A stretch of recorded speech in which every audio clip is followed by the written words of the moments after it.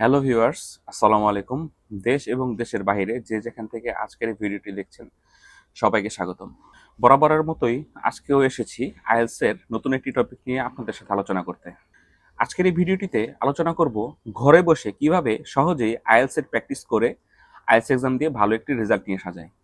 তাই আমার ভিডিওটি না টেনে শুরু থেকে শেষ পর্যন্ত দেখবেন, যেন আমার এই ভিডিও থেকে গাইডলাইন নিয়ে আপনি পরবর্তীতে আইএলটিএস এক্সামে একটি ভালো রেজাল্ট নিয়ে আসতে পারেন।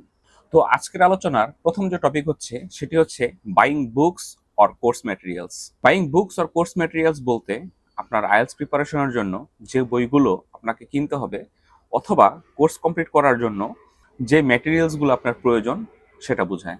অর্থাৎ আপনি যদি কোথাও কোর্স না করে আপনি শুধুমাত্র ঘরে বসে আইএলটিএস প্র্যাকটিস করতে যান, সেক্ষেত্রে আপনাকে কিছু বই কিনতে হবে যে বইগুলো ফলো করে আপনি আপনার আইএলটিএস এর প্রিপারেশন নিতে পারবেন।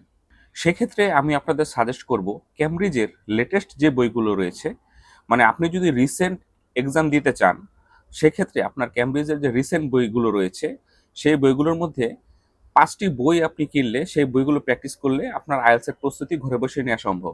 ক্যামব্রিজের বইগুলো এই কারণেই কিনবেন কারণ ক্যামব্রিজের বইগুলোতে রিডিং রাইটিং এর পাশাপাশি আপনার লিসেনিং এর যেই প্যাসেজগুলো থাকে সেই প্যাসেজগুলোর যে লিসেনিং অডিওগুলো আছে সেগুলোর বারকোড দেওয়া থাকে। সেই বারকোডগুলো স্ক্যান করার মাধ্যমে আপনারা সরাসরি আপনার মোবাইল ফোনটি থেকেই অথবা আপনার পিসি থেকেই আপনি লিসেনিং এর যে অডিওগুলো আছে সেগুলো শুনে শুনে লিসেনিং এর প্র্যাকটিস করতে পারবেন। এর পাশাপাশি রিডিং এবং রাইটিং এর যে প্যাসেজগুলো আছে, রিসেন্ট যে প্যাসেজগুলো এক্সাম হয়ে গিয়েছে সেখান থেকে প্র্যাকটিস করার আপনার সুযোগ রয়েছে ক্যামব্রিজের বইগুলো থেকে।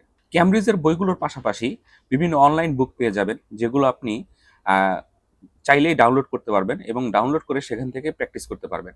এছাড়া আপনি যদি মনে করেন যে আইএলটিএস এর পূর্বে আপনার ফান্ডামেন্টাল একটা কোর্সের দরকার আছে, সেক্ষেত্রে আমি সাজেস্ট করব 10 মিনিটস স্কুলের যে বইগুলো রয়েছে সেই বইগুলো আপনারা পারচেস করতে পারেন। 10 মিনিটসের যে কোনো শাখা থেকে আপনি সেই বইগুলো পারচেস করতে পারবেন।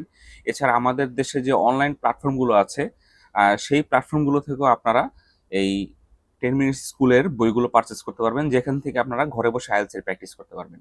তার পরবর্তী যে টপিকটা রয়েছে সেটি হচ্ছে প্র্যাকটিস ডুইং আন্ডারলাইন।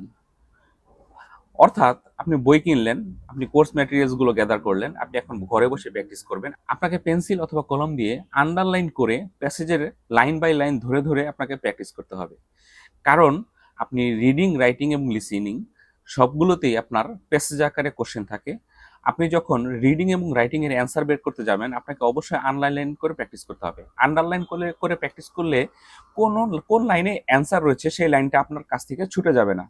অথবা আপনি লিসেনিং প্র্যাকটিস করছেন, আপনি কানে হেডফোন লাগিয়ে প্র্যাকটিস করছেন, আপনি কোশ্চেন যদি আন্ডারলাইন করে প্র্যাকটিস করেন, আর আইএলটিএস এর আপনারা সবাই জানি যে আইএলটিএস এর কোশ্চেনের মধ্যেই অ্যান্সার লুকানো থাকে। সেক্ষেত্রে আপনি যখন আন্ডারলাইন করে প্র্যাকটিস করবেন আপনার কোশ্চেন থেকে অ্যান্সার খুঁজে বের করা খুবই সহজ হবে। প্র্যাকটিস করার সময় যদি আন্ডারলাইন না করেন সেক্ষেত্রে আপনার লিসেনিং এর অ্যান্সারগুলো হারিয়ে যাওয়ার সম্ভাবনা খুব বেশি থাকে। এবং রাইটিং এবং রিডিং এর জন্য আপনি যে সময়টুকু পাবেন, আপনি যদি আন্ডারলাইন করে প্র্যাকটিস না করেন সেই সময়ের মধ্যে আপনি অ্যান্সারগুলো খুঁজে বের করতে পারবেন না, পাশাপাশি আপনি অ্যান্সার শিটেও সেই অ্যান্সারগুলো তুলতে পারবেন না। তাই প্র্যাকটিস করার সময় অবশ্যই আপনাকে আন্ডারলাইন করে প্র্যাকটিস করার অভ্যাস করতে হবে। পরবর্তী টপিকটি হচ্ছে practice in a practice place.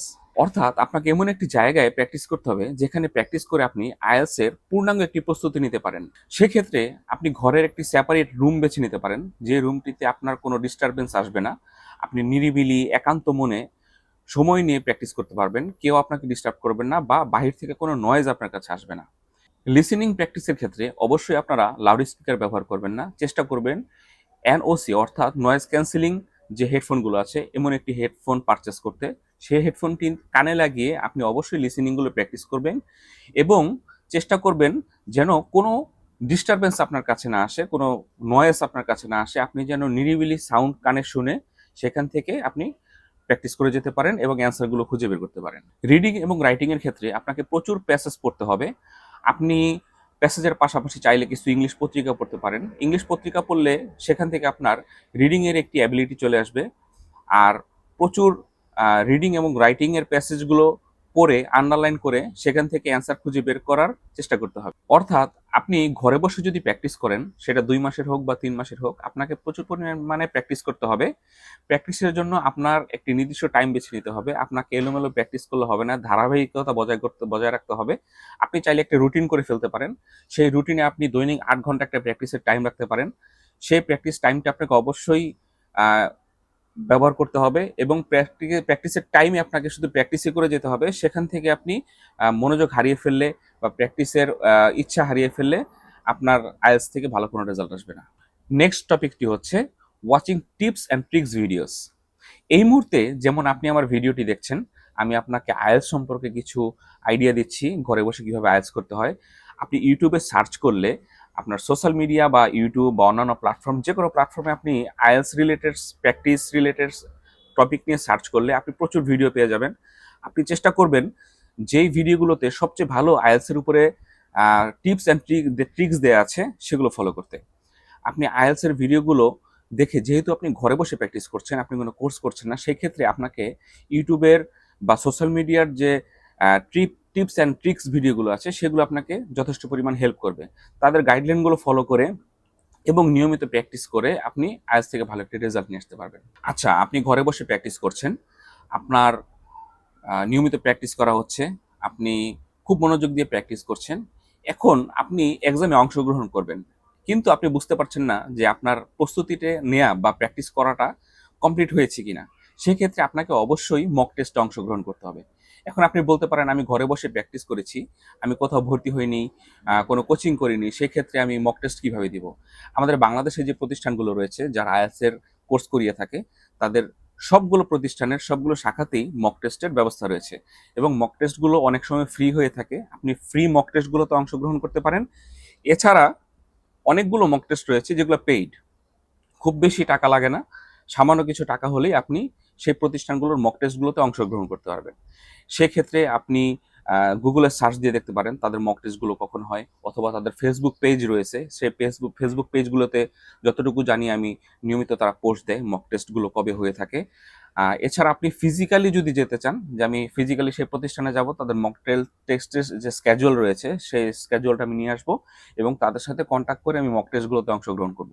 এবং মক টেস্ট অংশগ্রহণ করার খুব বেশি দিন না, 5 থেকে 7 দিনের ভিতরে আপনাকে সেই মক টেস্টের রেজাল্ট আপনাকে জানিয়ে দেওয়া হবে। সেক্ষেত্রে আপনি মক টেস্টগুলো দিলেন এবং আপনি বুঝতে পারলেন যে আপনি যে ঘরে বসে প্র্যাকটিস করলেন এতদিন, সেই প্র্যাকটিসের মাধ্যমে আপনার কি ধরনের রেজাল্ট আসতে পারে। তো আপাতত আপনাদের সাথে শেয়ার করার মতো এই 5টি টিপসই ছিল। আপনি যদি ঘরে বসে আইএলটিএস এর পূর্ণাঙ্গ প্রস্তুতি নিতে চান, চেষ্টা করবেন এই 5টি টিপস ফলো করতে।